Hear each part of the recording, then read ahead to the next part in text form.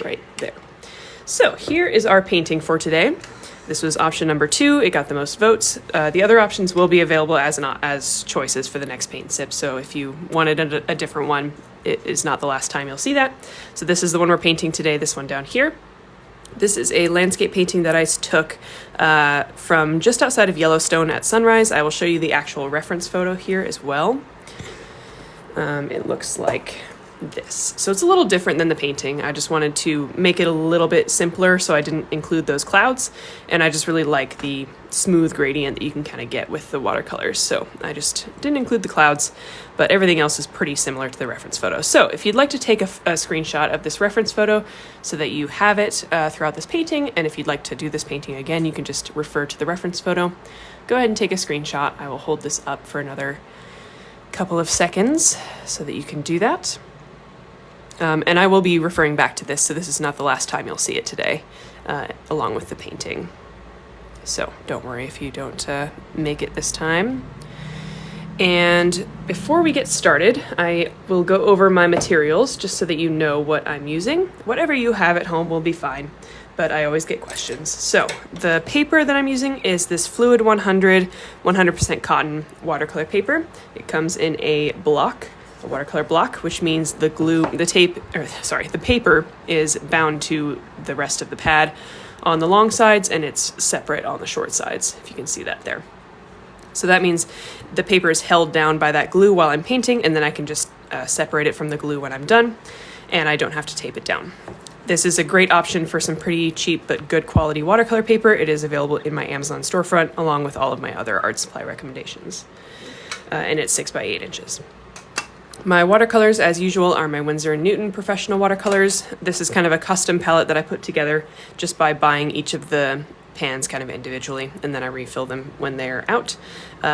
So whatever watercolors you like to use, but those are also in my storefront. And then my brushes are Princeton Neptune, as usual. I've got a little assortment of them today. I've got this 12 round, a 10 round, and a 4 round. So a large, kind of medium, and a small. And then I've got a little detail brush, which is from Christy Rice, who's another TikToker. She has a brush collection, and there's some really nice detail brushes in there. So that's my detail brush. So again, just a big, medium, and a small brush will do just fine for this painting today. Okay. And the first thing that we're going to do before we get started is get a little bit of water into our watercolor pans here. If you're working with dry watercolor especially, but even if you're working with watercolor out of the tube, it is just really helpful to add some water to those paints before you start painting. It just helps to get that paint dissolved, and it just makes your life so much easier when you're actually trying to get pigment out of these paints. So I use a brush, but if you have a spray bottle, you want to be fancy, you can use a spray bottle too. And while you're doing that, just my usual spiel. This is all for fun. We are just going to have a little hour-long painting session together. I hope you learn something, and I hope you have fun, but I want to encourage you, especially if you're new to watercolor, but regardless, to just kind of enjoy yourself and not worry too much about the outcome of the painting. It's, we're just doing a painting for an hour, so if it's not the perfect painting, that's okay. And I just want to encourage you to have fun, be kind to yourself, be kind to everybody else in the comments, be nice to me, and we will all have a very enjoyable hour together. Okay, so the first thing that we're going to do is get our background in here. So if you see my painting here, we have this kind of gradient going from pink to yellow to blue, and this is a fun little technique that is good to practice in watercolor because it is hard to get this really smooth gradient. I really have good luck with this paper in particular. This sketchbook from Etcher has really good, I can really get a smooth blend with these paints. And so sometimes it has to do with the paper, sometimes it has to do with the paints, and sometimes it's technique. So today I'm going to teach you the technique, but you may have to kind of fiddle around with your tools and see kind of how that goes for you. Okay, so we need to mix up our colors first. I am going to mix up 3 colors, just basically from my palette. My first color is alizarin crimson, which is this red color here. If you have a cool toned red, which means it's closer to purple than it is to orange, that's good, but if you don't, just whatever red you'd like to use is fine. And we are going to add some water to this, so we don't want this to be too concentrated here. So I'm adding some water from my cup until I get something quite kind of like that. Yeah.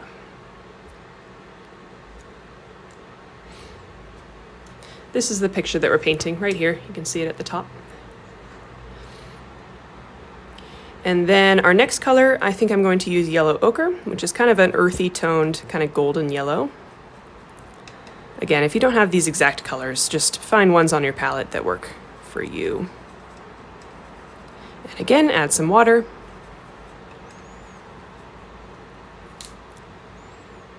Should look like that. Okay, and the last color is blue. So I'm going to use ultramarine blue, which is my favorite blue.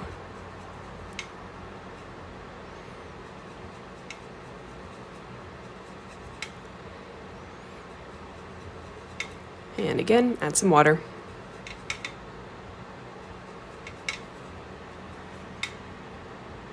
Okay, so there's our color palette there. I think that's a little too watered down.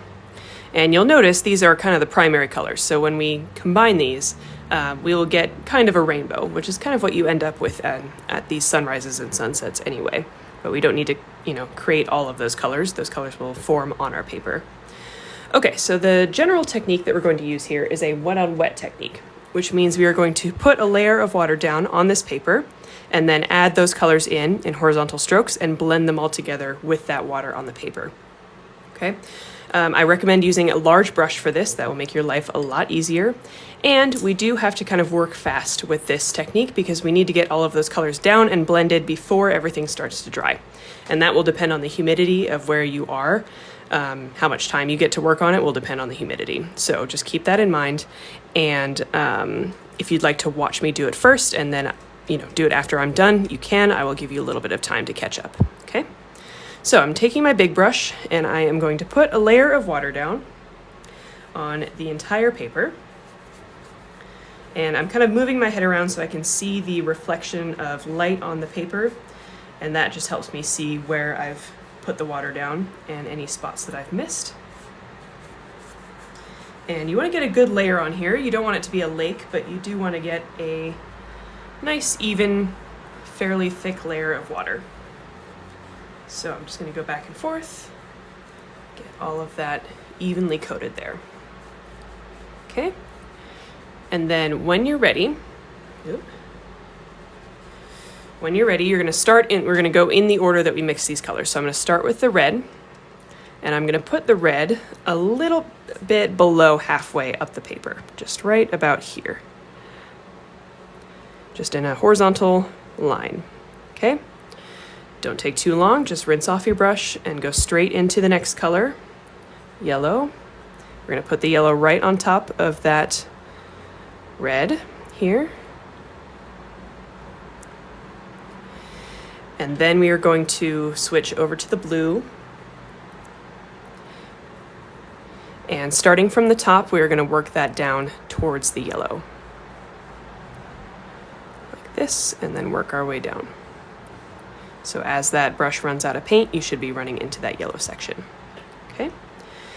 Now, if you like how it's turned out, then you can leave it. But if you want to, you can take a clean, damp brush and just go from the bottom and go back and forth horizontal strokes and go all the way to the top and blend everything together. I would not recommend doing that more than once because you'll start to lose those colors. You can also pick up your paper and tilt it in different directions, and that can really help you get that nice blend there too. So I recommend kind of side to side here. So you can see I'm tilting it. I've got that nice gradient. It doesn't matter what it looks like kind of on the bottom half. All we really care about is the top half right now. And if you have some extra paint that you need to pick up, you can just use the corner of your paper towel and remove some of that extra paint that's kind of ending up in the corner there. Okay, so I'm just going back and forth, and when you feel like it's blended enough, then you can just lay it flat and let it dry.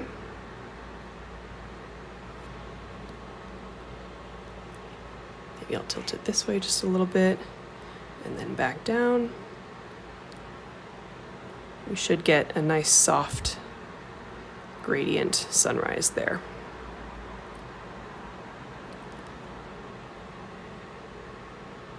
You can really keep tilting it and blending it until it starts to dry.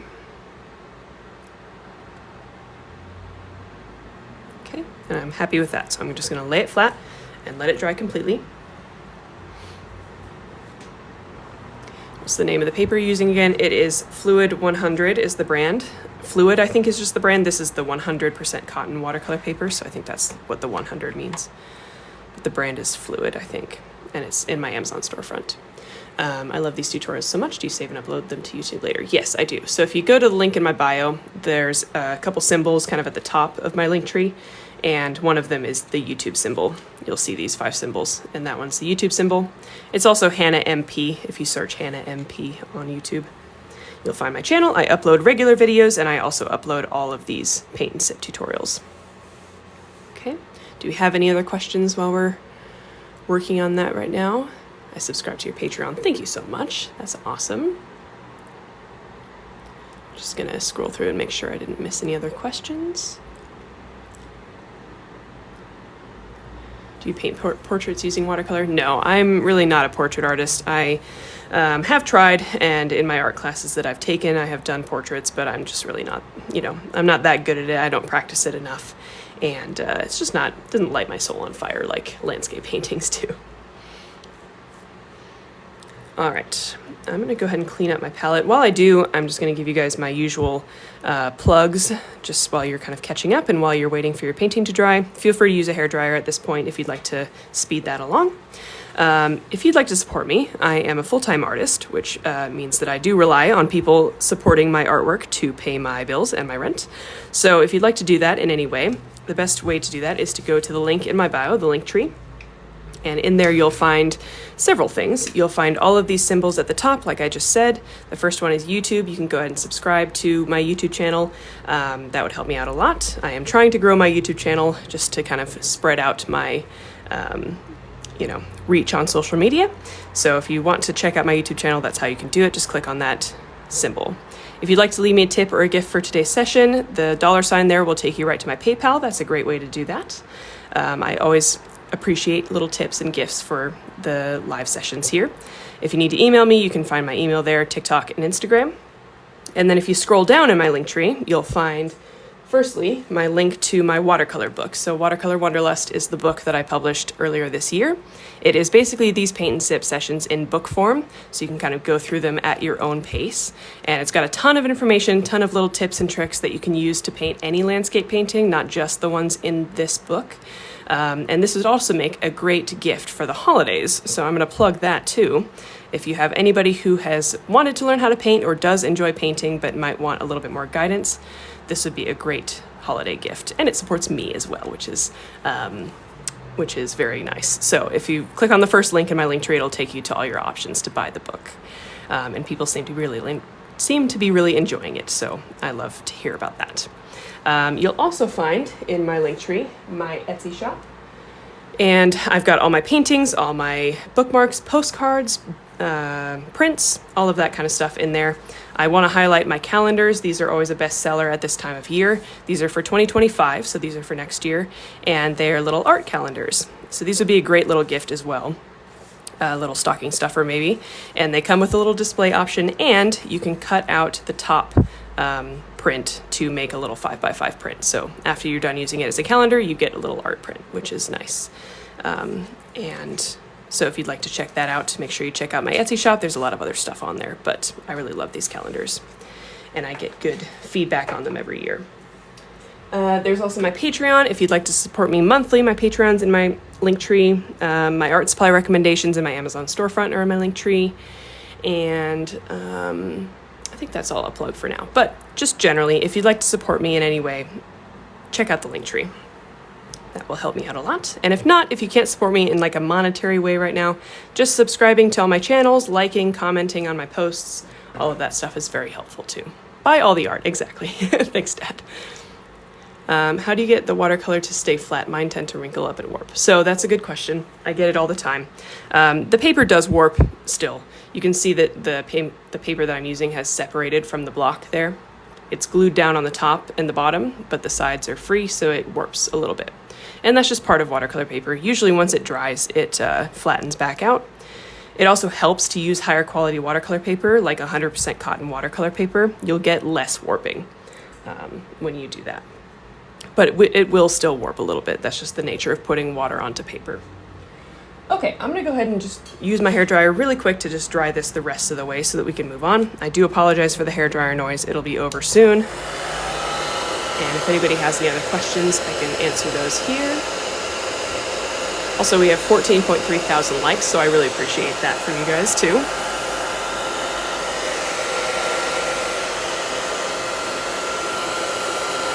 Oh, we got sun coming out too. That's nice. It has been cloudy and rainy for days. So I keep my hair dryer in my art studio. I really don't use it to dry my hair ever. It just stays in my art studio. And I keep it on hot. I usually keep it on warm actually, and I keep it on low for the speed. Sometimes if I'm impatient, I'll change it to hot. The key is just to not like burn your paper, so just don't leave it in one place for too long. But besides that, you won't really have any problems. All right, that's good enough. So our next couple of steps here are, let's see, did someone ask about the colors? The colors were alizarin crimson, yellow ochre, and ultramarine blue. All right, so the next steps that we have are adding these mountain layers here in the background. So we are gonna add one mountain layer, let it dry completely, and then add the second mountain layer. And so we're gonna go ahead and do that now. So I'm gonna use my slightly smaller brush. This is a 10 round now. And we're gonna make a bluish gray color. So I'm gonna combine ultramarine blue with just a little bit of brown. Just a little bit of brown at a time until you get a little bit more of a muted kind of blue-gray color, something like that. So without adding water, it'll look like this. How do I find you on Etsy? It is linked in my bio. So if you click on my link tree, there is a tab in there called Etsy Shop, and that will take you straight to it. Okay. So what we're going to do with this color is make two separate versions of it. It's exactly the same color, but one of them has more water. So I'm just going to take some of this color, bring it over to a separate pan, and just add a bunch of water. Because we want this two-toned effect here with one mountain range lighter and one darker. So we need this one to be more watered down than the one in front. So I think that should be good right there. Test it out on my... maybe a little bit more pigment there. Test it out on my scrap paper. Yep. Something like that. Blue and Van Dyke brown. Just whatever brown you have in your palette. Okay. And then whenever you're ready, again, I would recommend using a fairly big brush. We are going to add our first mountain range, and it's going to go basically right down the middle of your red section. So you don't want to have, you know, the blank paper showing through. So it's just going to start right down the middle of the red, wherever that happened to be on your paper. And I'm just going to use my, I'll zoom you in a little bit so you can see a little better. Okay, just going to use my brush and start creating a little mountain range here in the background. I'm not going to do too dramatic of a mountain range. It's just going to be kind of a regular, you know, maybe a couple of like gentle rolling mountains in the background, but nothing too dramatic. And then we are just going to take this color all the way down, just fill in the rest of the paper. Down here, it doesn't matter. If you get some texture or anything, that's okay. It's going to get covered up later. But we just don't want any harsh lines, so we bring this color all the way down.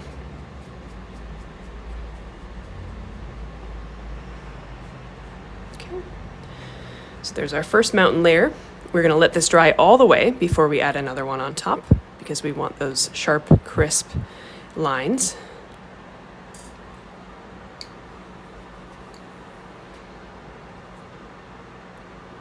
I have that same palette. It's probably my favorite. Yeah, I've used it for years. I really love those paints.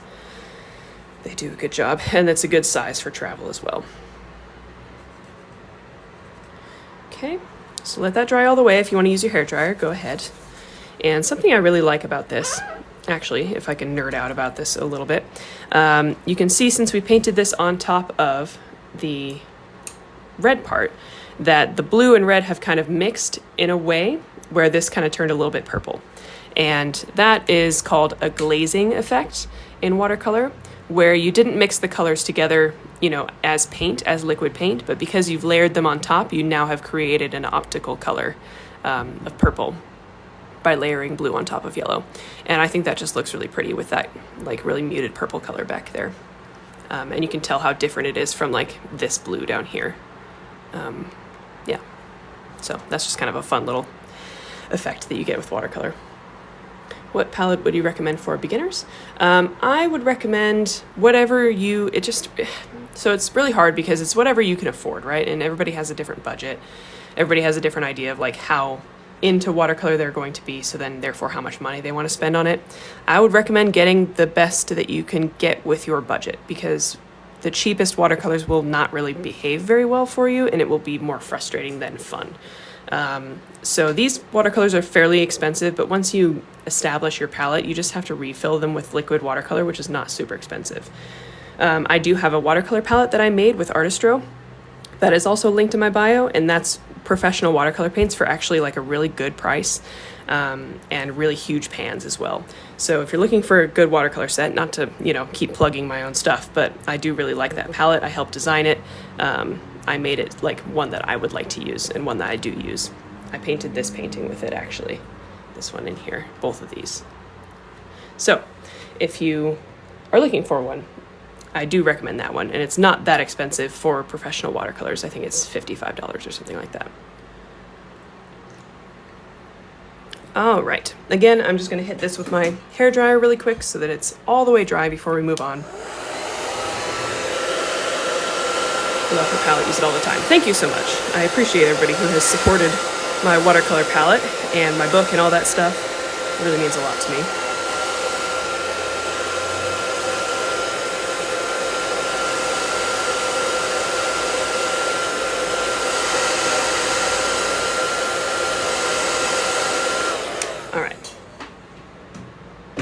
So, next layer. Do you ever use gouache paint? Yes, I do use gouache paint. I don't usually do gouache for my paint and sip sessions because not a lot of people have gouache or really know like what it is or how to use it. But I do use gouache quite often, and I really like it. Okay, so same color, just a little bit more concentrated. That blue mixed with a little bit of brown and just less water this time. Okay, I feel like I missed some questions here. What do you think is the most important thing? The quality of the paint or the quality of the paper or brushes? I would say the order would be the quality of the paint first, a close second is the paper, and then third is brushes. I really don't think the brushes matter too much, although it is nice to have good quality brushes. Yeah, I would personally say that order. Paints and paper are close. Like, it's important to have decent versions of both. I just keep editing this color. I just want to get it right for you guys.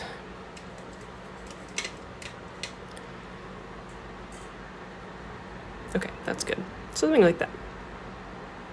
How many colors should a beginner palette have? Can't you just mix basic colors? Yeah, I would recommend between 16 and 24 colors. I don't love the palettes that have like 50 colors. I just don't think that's necessary really, and it keeps you from practicing your color mixing. I'll have more thoughts on that in a second, but we're gonna move on here. So we're gonna add another mountain range here, just below this one. There are even some times where this one goes above the previous one.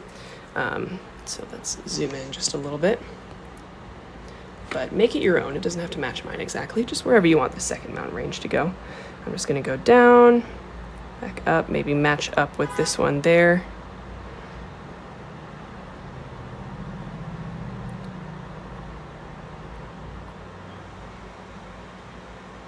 Something like that.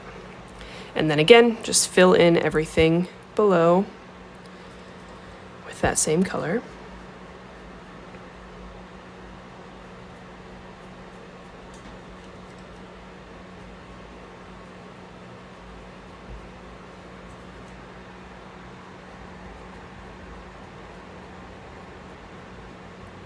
All right, and let that dry completely.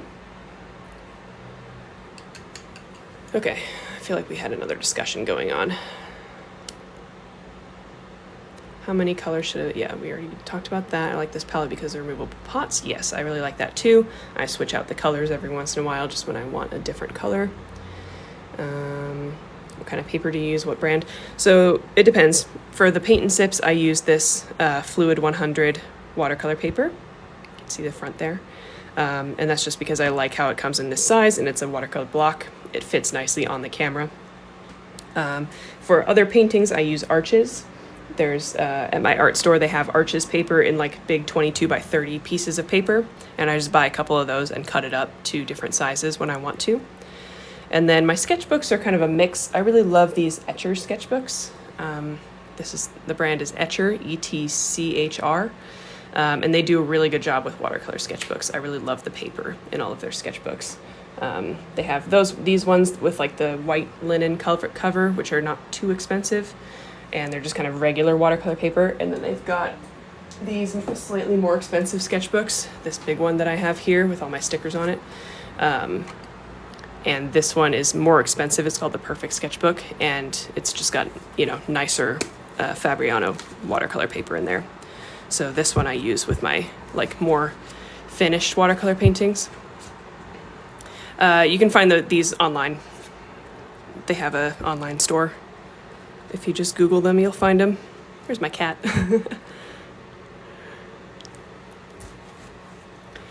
How do you make it not streaky when you fill in your mountain? So that has to do with making sure you use a big enough brush, I would say, and using enough paint like on your brush and doing it quickly enough. So, and sometimes it has to do with the quality of your supplies. I'm not sure what you're using, but that can have to do something to do with it too. So yeah, there's a couple different options there. No problem. I have the same cat. How do you take care of your brushes? That's a good question as well. Let me hair dry this, and hopefully you can still hear me while I talk. I don't really take very good care of my brushes, to be honest. It's not good to leave them sitting in water for too long, so I do try to take them out of the water when I'm done painting, and then I just store them in a cup facing upright so that they don't bend. Another question there that was asking about, do you make versions on other paper before the one in the book? Nope. The sketchbook one that you saw there that we're basing this painting off of is the first one. This is a pretty simple landscape painting, and usually with simple landscape paintings I can kind of do it in one go. My paper is larger than yours, probably the brush. Yeah, that makes sense. How do you prevent blooms? That's a good question as well. Let's go ahead and move on to the next step, and then I will answer that question in just a minute. So next step, final step, but it's going to take us a little while. We are going to paint in the foreground here. So we've got this kind of forest that goes kind of straight across the paper, and then we've got a few distant trees kind of sticking up, and then these two trees in the foreground that we're going to paint in. So we just need a really dark color for this. So I'm going to mix together Payne's Gray, which is just a really dark blue-gray color. If you just have black, that's fine. So Payne's Gray or black plus sap green plus a little bit of brown if you want to. So gray or black, green, and brown. And you should get just a really, really dark green. It probably looks black on camera, but in person it just looks really, really dark green. Something like that. Okay. So, preventing blooms, I think is what we were talking about. Oh wait, I forgot the directions. Okay, so we need to go. This is what happens when I try and teach and paint and talk at the same time. So we are going to figure out where we want this forest to be. And what we're going to do is what I'm going to do is kind of scrub my brush into this paint in just one direction. I'm not swirling my brush at all. And when I pick it up, I will get this kind of flat edge and wide edge. And that really gives me like a sharp point on my brush. And that really helps with this tree texture that we're about to do. So if you want to give that a try, you can just swirl, just really press your brush into that paint, scrape it on the side, and then you'll get that flat and wide configuration of your brush. The colors were Payne's Gray or black plus green plus brown. Okay, and then what we're going to do is kind of just chop at the paper, just kind of where you want this forest to be. I'm gonna go right about here, and we're just gonna make these kind of treetops in the distance there. And when you just make a line of these across the paper, it will look like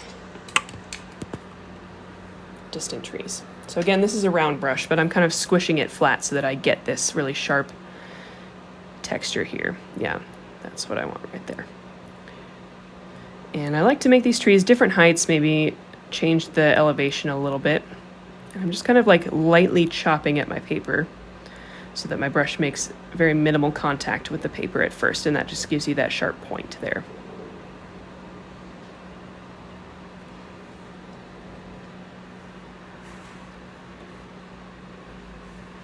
Oh, TikTok has informed me there's a team quest that we're doing. That's very strange. Okay, we're not doing a quest, we're painting.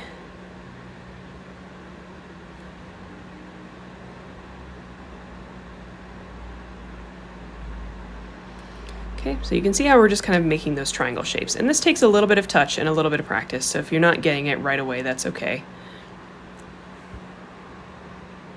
What technique do you use to make perfect gradients? So we kind of talked about that in the beginning of class. I'm not sure if you were here, but using that wet on wet technique that we did really helps. And using a big brush helps a lot, and completing it all in a relatively short amount of time helps a lot as well. Okay, so there we go. We've got all of our trees filled in, and we're just going to fill in everything below the trees with this color as well. How do I watch without comments? You should be able to either tap and hold on the screen and it'll say delete comments, or there's a way that you can swipe either left or right to put away the comments, depending on your phone.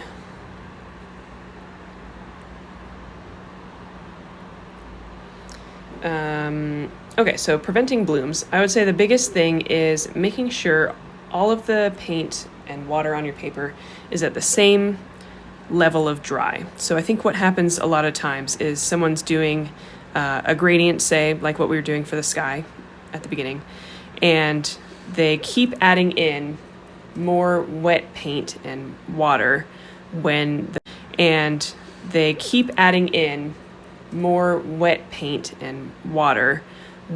the painting on their paper is drying. So when you add really, a drop of water to painting that is almost dry, you'll end up with bloom textures. There are other ways, like making sure just generally I think it boils down to like making sure your painting is drying all at the same rate.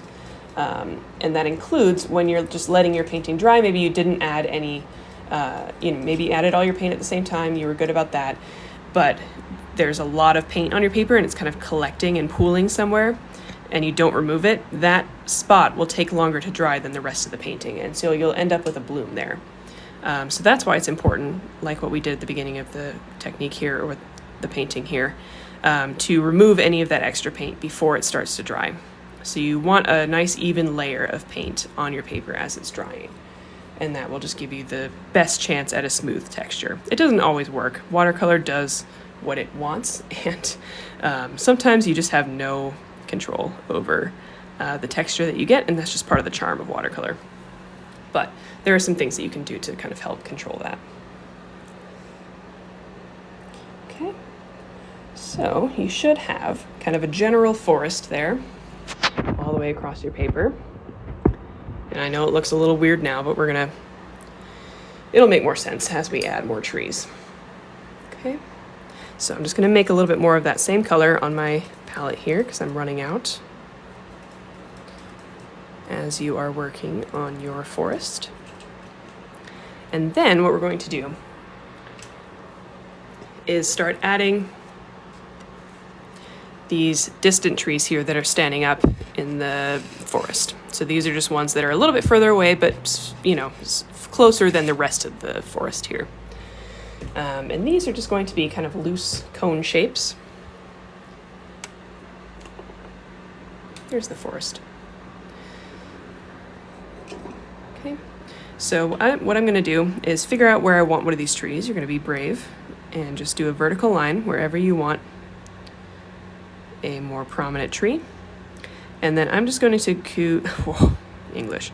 I am just going to start creating a cone shape with like V-shaped branches. Nothing super detailed here because these trees are pretty far away. So I'm just drawing some branches that kind of go up on each side until it meets up with the forest. Okay.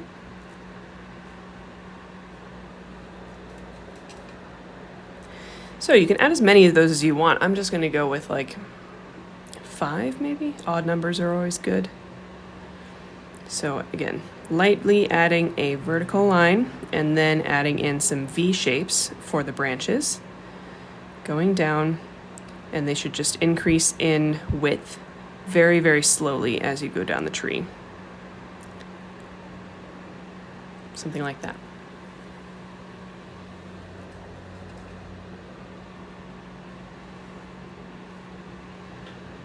And I would recommend not like spacing them evenly along the forest here. I would recommend like clustering them together, maybe in groups of 2 or 3, just so that they don't look like they're just lined up perfectly. Make them of different heights as well. Also, if you'd like to switch to a smaller brush, that's fine. None of those suggestions work. What suggestions? Not sure what you're talking about there.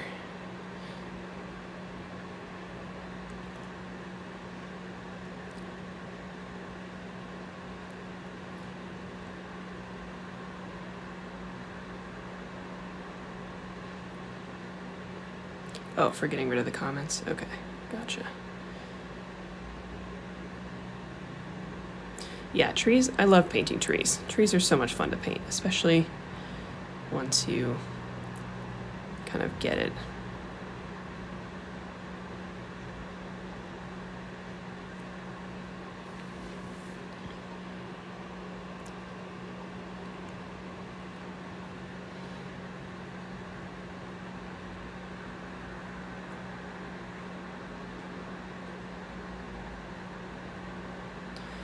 You can also add trees that just have like very few branches if you want, kind of like a snag or a dead tree. Kind of like that. These are all options for you. Okay, I think I'll add maybe one more right here.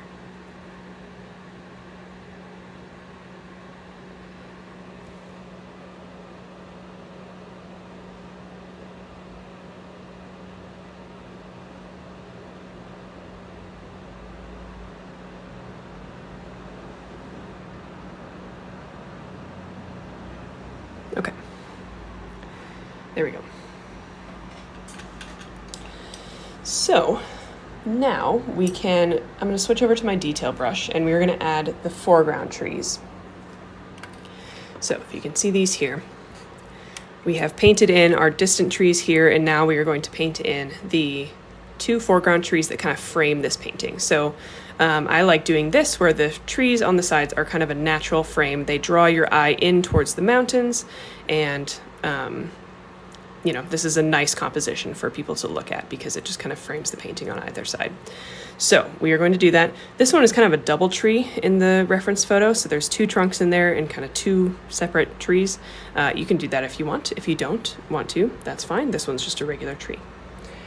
So let's go to our detail brush now. My trees always end up looking like blobs. So I'd recommend a detail brush for sure. And I would recommend something not overcrowding your trees. And I will talk about that one as we do this kind of main tree over here. So I'm going to figure out where I want those main trunks to go. I'm going to be brave and just paint it right over everything you've worked so hard to paint here. Doesn't have to be a straight line, doesn't have to be an even line. This is just kind of where your trunk is going to go. And I'm going to do one right next to it. Like I said, it's kind of a double tree. Okay. And then we're going to do the same thing where we're just kind of going down the tree, adding in V shapes for the branches. But what I think happens with a lot of people is they just overcrowd the tree with branches. So I recommend, as an exercise, leaving some of the trunk showing while you're painting these branches. So you're leaving a little bit of space every once in a while, so that you don't overcrowd these trees. And you're also leaving space in between these branches that you're adding. So the branches are getting a little bit bigger every time,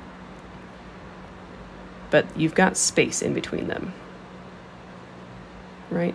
So you see how there's space in between these two, and there's space in between these two, and there's space in between these two, and a lot of space in between these two.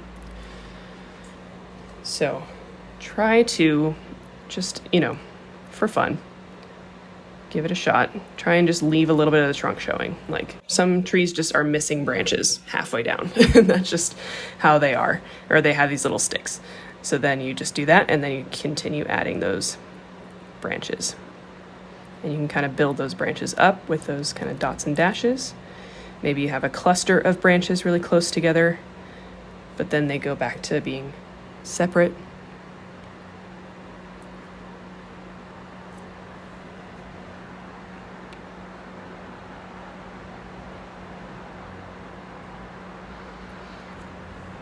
And you can see as well, we're leaving some spaces even close to the trunk there where you can still see the sky behind this tree. So I'm not completely filling in the entire interior of the tree. Okay, so those are my tree tips for you. If your trees kind of turn out like blobs, try and just space it out a little bit. Give it some room to breathe. I don't know if you do Christmas trees, but like, you know how a Christmas tree needs to have space between the branches so that you can have ornaments hanging? It's the key to painting these trees. You gotta leave the space.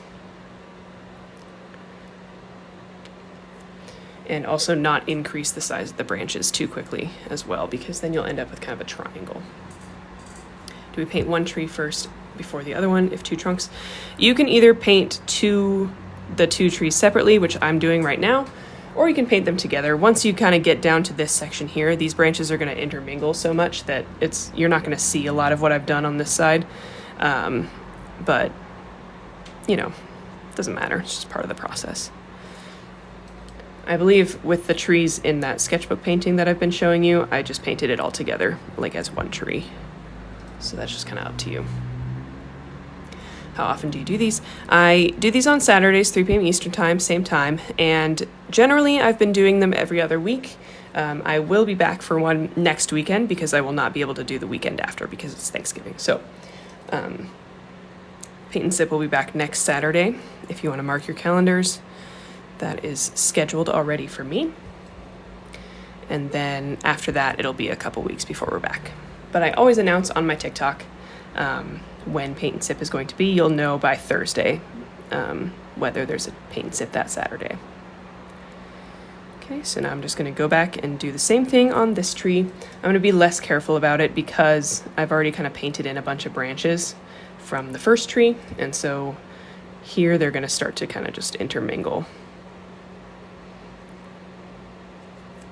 And you won't be able to see too much detail.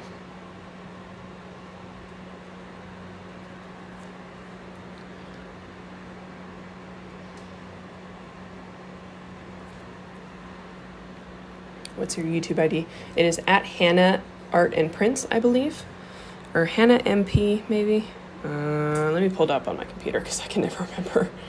It's linked in my bio. If you go to my link tree, you will find my YouTube channel in the little YouTube icon there.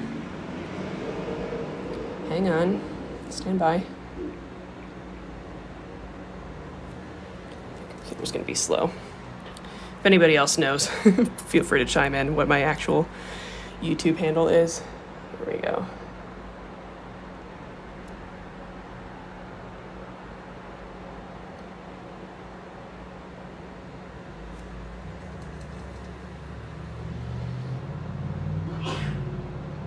At Hannah Art and Prints. That's what it is.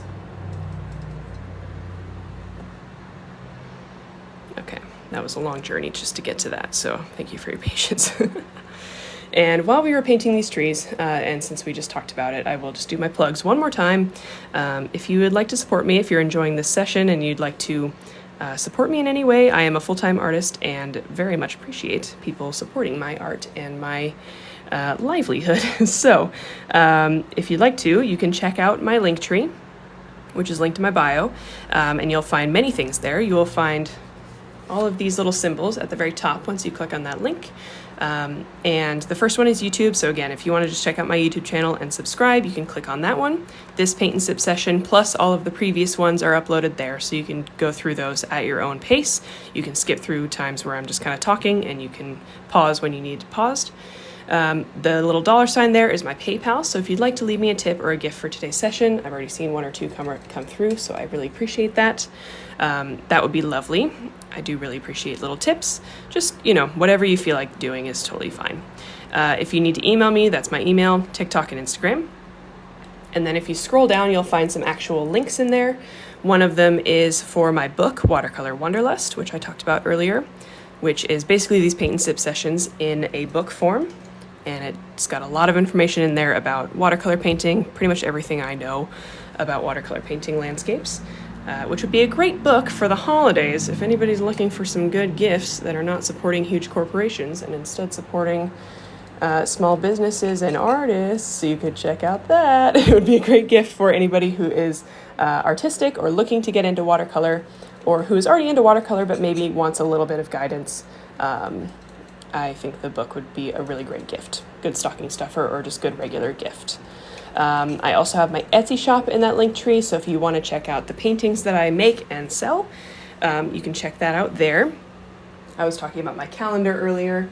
I do these desk calendars for the following year every fall. So these are for 2025, and they've got a 5x5 art print at the top and then the calendar days at the bottom. So you can cut out that 5x5 art print and just keep it. There's also a bunch of other stuff in there, but I do like to highlight the calendars. They are limited stock. I can only make so many. So if you want one, make sure you grab one. And then if you'd like to support me on a monthly basis, my Patreon is in my bio as well in that Linktree. And with that, you get a tutorial just like this one that nobody else gets. So it's a exclusive tutorial with watercolor or gouache or acrylic paint. I just kind of pick at random every month. And then for some of the tiers, you also get some art every month, some custom unique art. So if you'd like to support me and get some art in your life and on a consistent basis, you can check that out too. There's also my Amazon storefront if you want my suggestions for art supplies, and the watercolor palette that I helped design with Artistro is linked in my bio in my Linktree as well. So I know that's a ton of information, lots of different ways that you can support me if you enjoy my art or enjoy listening to me. And I just really appreciate all of the support that I've gotten so far from everybody. I would not be able to be a full-time artist if you guys didn't already support me a ton. So very much appreciate it. And, I'm living my dream life because of people like you. So I just appreciate it very much, and want to encourage you to keep doing it.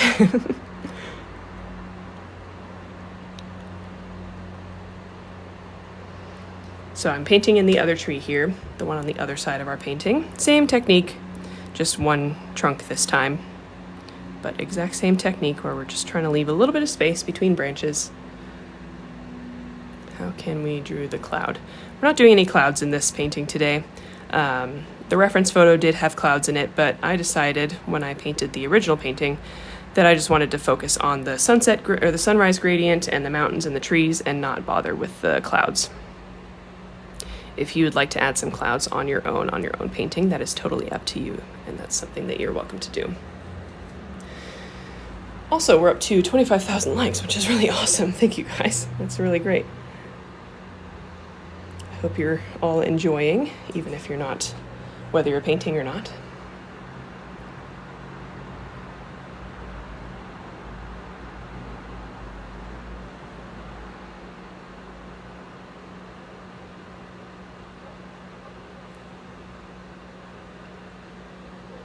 If anybody has any other questions as we're kind of finishing up our lesson here, feel free to drop them in the comments. again, this lesson will be uploaded either later today or tomorrow. It just depends on how fast the downloading and uploading goes. And if you do paint along with me, I'll mention this now and I'll mention at the end. I usually do a little art gallery on my Instagram. So if you want to share your painting publicly, share it on your story on Instagram and tag me. Same handle as TikTok. And I will repost everybody that I get to my story so everybody can see people's paintings. If you don't want to share it publicly, feel free to just send me a DM.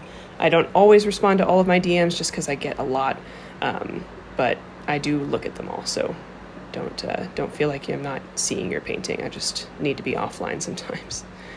But yeah, if you'd like to share your painting publicly, I'd be happy to repost it on my story. Tell us about your collaboration artist.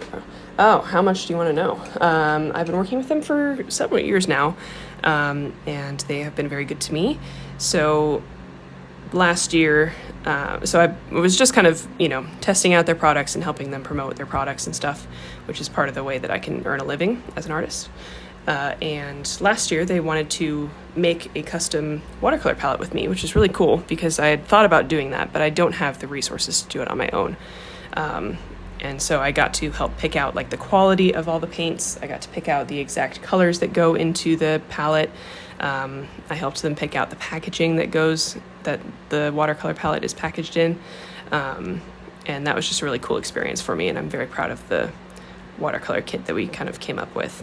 And I'm really proud of it as well because it's a really good price for like how high quality those paints are and how much of them you get. So it was really fun and I really love working with them, and they are very nice to me, which I appreciate. All right, so the wood box is beautiful. Absolutely. Yes, I agree. So we have pretty much finished our painting here. If you're still working on your trees, don't feel like you need to be done. Finish up your painting. You can continue adding trees in here. You can add as many trees as you want.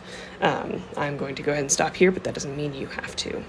I am going to remove the painting from the watercolor block. So as I told you before, the watercolor block is glued together on the long sides here, and then it's free on the short sides. So I use a palette knife. You can use a butter knife, whatever you have at home. And I slide that in between the painting that we just did and the next sheet. And I just use that to gently break the glue along the bottom of the paper.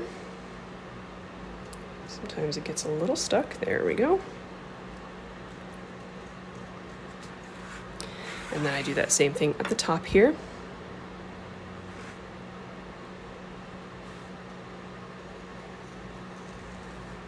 And then I do end up with a little bit of glue, like a little glue edge on the top and bottom, but I just use an X-Acto knife and cut that off.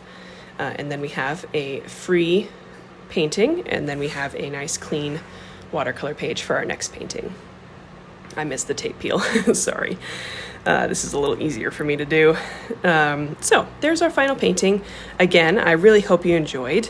This is always fairly fun for me to paint with you guys, and I hope you had fun. Again, if you'd like to share your painting with me and everybody else, please do share it on Instagram, share it on your story, and tag me. Again, same handle as TikTok. I will repost all of them on my story. Make sure you check out the link in my bio. All the links in there are ways to support me. If you're watching this on YouTube, all of those links are in the description. And Paint and Sip will be back next Saturday, so I hope you'll join me again.